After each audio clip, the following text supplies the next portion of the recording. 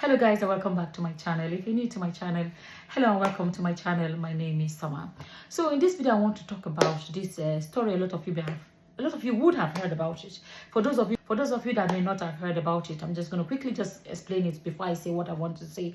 So basically, there's a Nigerian man that is retired, decided to go back to Nigeria and retire, like live the rest of his life in Nigeria. His daughter escorted him to the airport. He got in a flight and went to Nigeria. After a while, she was not able to reach her father. She went to Nigeria to look for her father, got there and found out that the father has been locked up in his house by her uncles and auntie, and they didn't even let her go. They didn't even want to let her go see her father. And she stood her ground and raised the alarm, and people gathered. When she says umunna is like the kingsmen, right? So in Igbo land, for those of you that may not know, we still live in clans, the same family name and all of that. I don't know how to explain it. Still live kind of like together.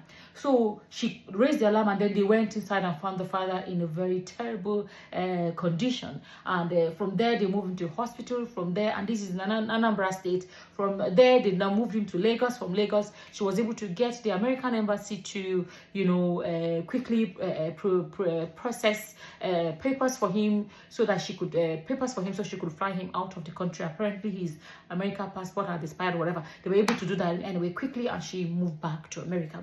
And I want to address this narrative that I have seen going on. Igbo people, now so Igbo people be, now so Igbo people they do, and people basically, using this story to, talk down on Igbo people, and I feel like that is sad because, we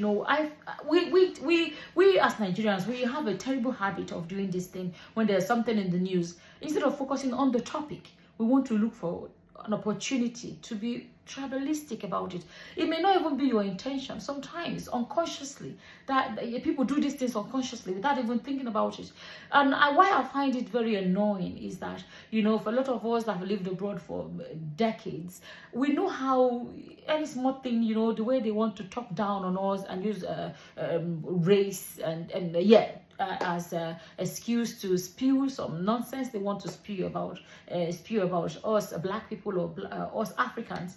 We endure all of that abroad, and then when we now want to address ourselves as a people, as Nigerians, we see a topic, we're doing exactly the same thing that they do to us abroad. You know what I mean? Because we heard a story, this is a bad story, like this is like, sad story and all of that. Focus on the topic. Because in my own case, I'm like, wait, are the uncles and auntie are still free? They have not been arrested? Then we should talk about our justice system. At what point does the police get involved? You know what I mean? That should be the focus. And why that is important is that when we discuss stuff like that, we're actually discussing things that are necessary to improve the country for you and I, right? Okay, so but when people now begin to derail, that is what the government they like. Because we end up fighting ourselves over nothing. And then because we're busy fighting each other, we don't even address the people in power for their failures. Am I making sense? So I find it, I'm just being honest, very annoying when every small thing we use the opportunity, as if other tribes are now angels. We have heard of crimes in Nigeria up and down. We've heard about a lot of sad stories around Nigeria.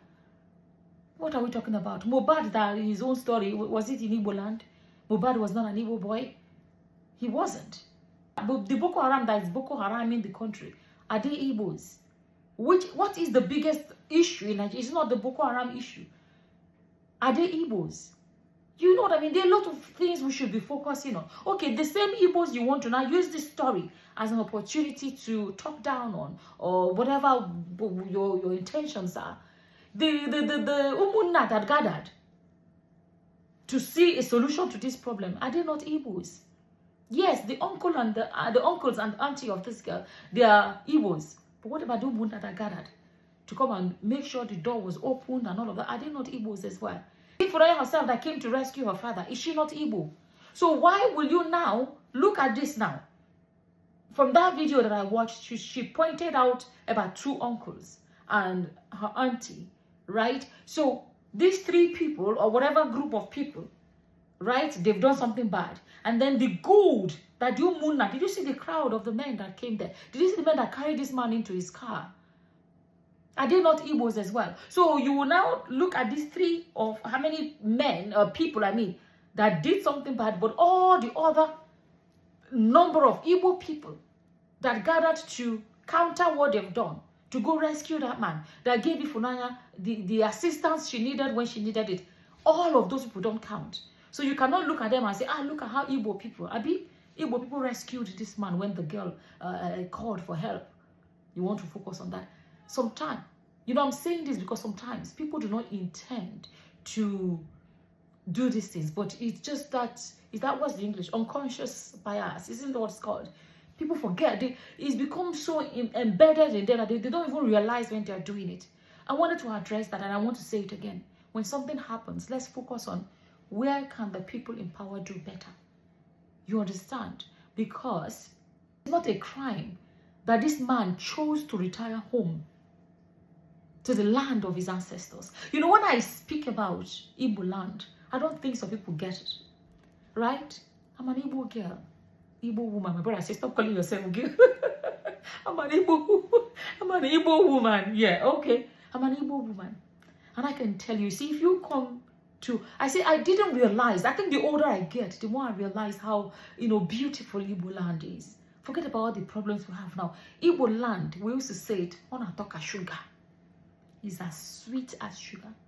We used to go home for Christmas, and let me tell you, for those of you that may not know it, a lot of people say, we have villages. When we say village, not just village of, when you enter our villages, right? You know, it's like, imagine about 2 or 3 streets. It's the same last name. Because that is the land of our ancestors. As in, our forefathers are the original settlers on that land. So, but it's not like a street like you would see in the cities or whatever. It's like how do I say? It's like a cluster. We still live in clans. It's like a cluster of, you know, there's this, how do I say, just massive piece of land that belonged to our father's father. You know what I mean? So we're all still like together. So when an Igbo man tells you that he's going home, it's not just a matter of going. He is going to the ground that his forefathers walked on.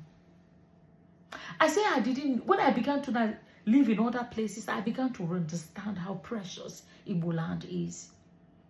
You understand? When people say their village, you go there, it's just their father's house, and all the neighbors are just foreigners, are just strangers living around them. So the father just bought a piece of land. No. Ours is our forefathers are the settlers, original settlers of that land.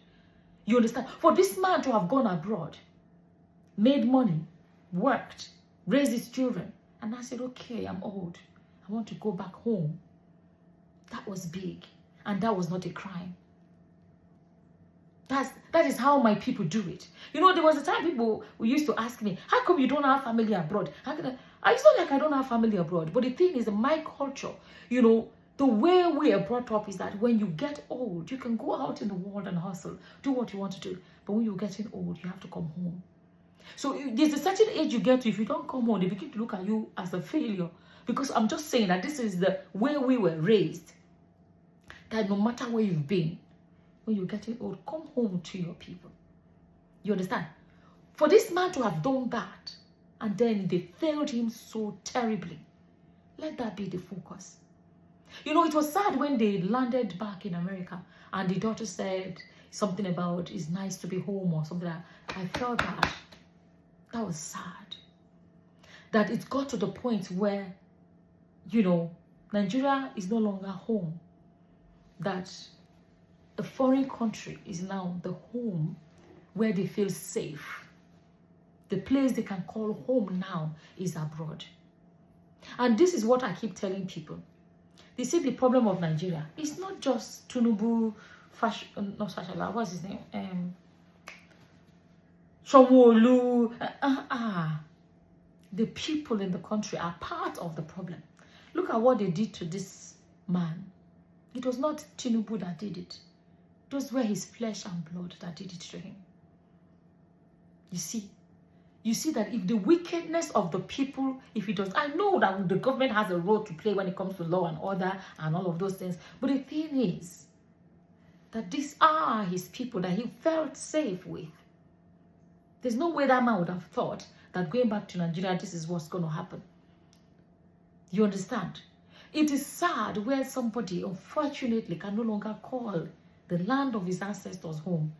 The fact that he was, let me tell you, his daughter came to Nigeria to rescue him from his own home that he built with his own sweat. She came to rescue him out of his own home that is supposed to be his paradise. Isn't that just sad? Isn't it sad? So, and I can bet you guys, if you, from what we saw, I don't see that girl, Ifunanya, bringing her father back to that. In short, if they even see a dead body, they should be happy. Because at this point, they may decide that, no, let him just live in abroad. Stay abroad, enjoy your JJJ, old age, retirement life. But if he even dies, they will just be like, let's bury him here, where he can be buried in peace. Isn't that unfortunate? Isn't it unfortunate? The other area that I want to address that really put a smile on my face is when you see an Odogures. When you see a daughter come out and stand like that. Just for those that always want only male children. They don't look at female children as if they are worth anything. You guys can see how a female child, one female child stood like 10 men. One female child. What does it take for people to realize the importance of placing value on your children, regardless whether they are boys or girls? This man did well because, well, the daughter looks well educated. If he had not, you know what I should say, he gave her a good life. That is what people should focus on. The strength that your child needs in the future to stand gidigba. It's in your hand. You can prepare a female child for that. Yes, you can. Because I keep telling people, having children is not about quantity. And it doesn't have to be, it must be male child. It is about the quality of the upbringing you give to your child. It is very important. And I hope that one of the messages people can get from this Ifunanya story is that a female child can also stand for you. If you have prepared her with the right tools for what life brings her way. Because if this girl was one person that does not know her left from her right, she does not know, she may not have had the confidence to stand up for her father when she needed to. It's another lesson. And I think a lot of people are really saying, wow, wow, wow, because they only think it's only a male child that can do this, you know. Anyways, that's how I see this story anyways. I don't know what your opinions are about it. As always, whatever your opinions are, please leave them in the comment section below. And with that, I'm going to say thank you for watching. Until the next time, guys. Bye-bye. Bye.